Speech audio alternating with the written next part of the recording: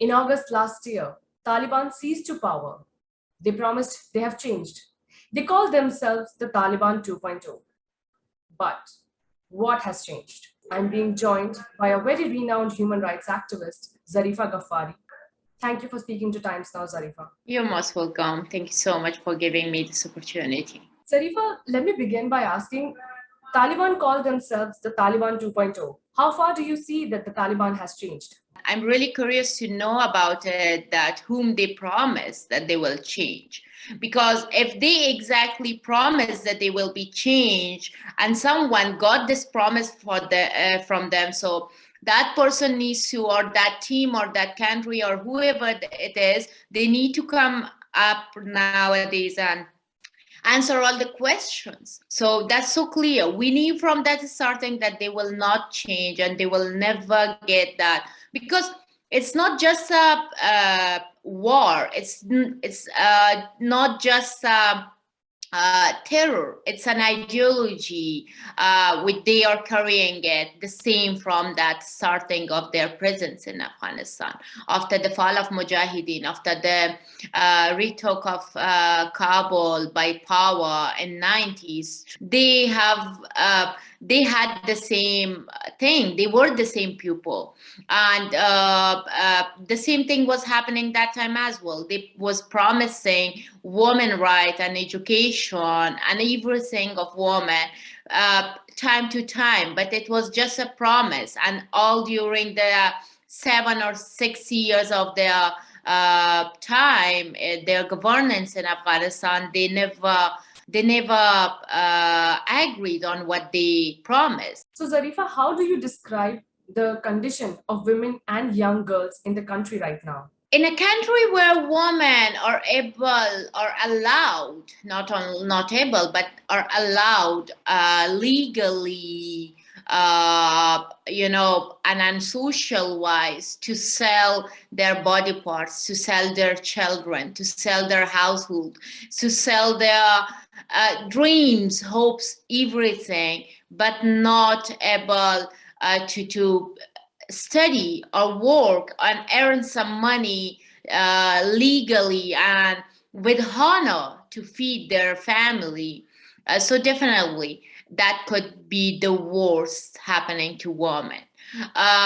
Nowadays, Afghanistan is the only one country around the world where girl child is not able to go to school, especially for secondary and higher education. So it shows clearly that how women are surviving life in a country where just your gender becomes a crime to stop you from all humanitarian rights. So definitely living in that country will cost you not only your life, but your dignity, your hope, emotions, and dreams. Do you think there is a chance for change? Actually, it's so clear. They have to change.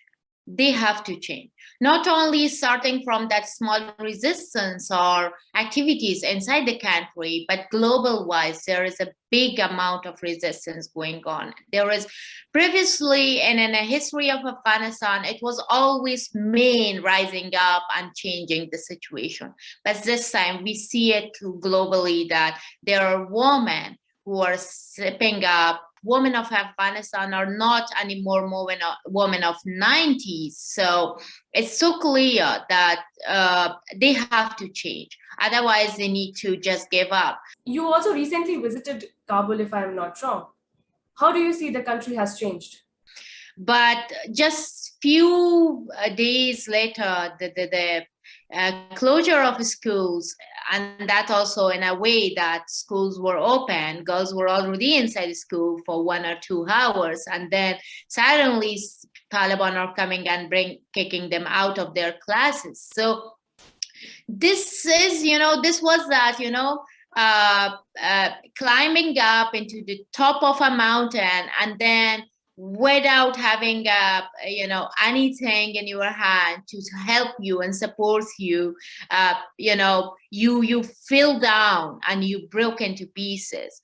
So that happened not only to me, to everyone around the country and outside the country, for all Afghan citizens all around, especially for women. The thing is that, what I believe it is that during all 60 to 40 to 60 or 70, 65 or 70 years of war and conflict in Afghanistan, population of women, it was never, that real need of the country. Definitely we want women because we are equally born up equally. We are equal from the nature. So we want that all equal rights.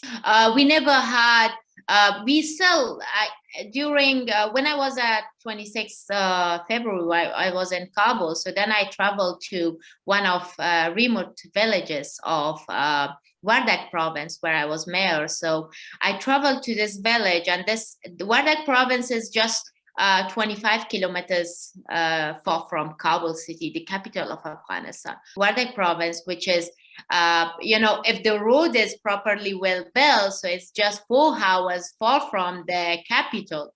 But because there was no road and it was just, few cars going into the same way, then they are building a road. So it's something like that. So it took like 8 to 9 hours to get to that village. When I got there, a place where it's just 9 hours or 10 hours far from the capital of a country. I've been there for 3 to 4 villages, each village at least 250 to 300 families. They had just one clinic, which was like a site center, and it was not a proper clinic. It was just a health center which had just one midwife, and then one person, like I don't know, he was exactly a pharmacist, but it was just a small old pharmacy. People were not still having that proper toilets. They were going to open areas. So there was like, people were not using tissue paper for toilet. Then I asked why. What's the reason? Why they are not using this? So then they were like giving me an idea of like, Quran have been written on this paper. So using this paper for toilet is not like, something so long. And then I was like, oh, seriously, Do you see the international community is doing enough? It was international community bringing them in power, bringing them like, a big bomb and blowing up inside the Kabul. It was them signing agreements on top of it, in US signing an agreement and bringing these people on power and giving them the opportunity to do this all. So then like right now, when I'm listening to their words and reading their statements, it's like kind of, a big joke. It's really a big joke, because these statements not bringing food for my people. These statements not bringing peace and dignity and prosperity for my people. It's enough. It's not changing anything. It never changed. It's just making, thing more hard for everyone to understand that, okay, when these guys were the people who brought these people on my head, then now why they are like shouting like this? When I was shouting, I have been to US State Department in 2020, 4th March. I had a speech there and I said clear, don't make a mistake to ruin all our achievements. That time, the US Foreign Minister was Mike Pompeo, and then First Lady Melania Trump was also there.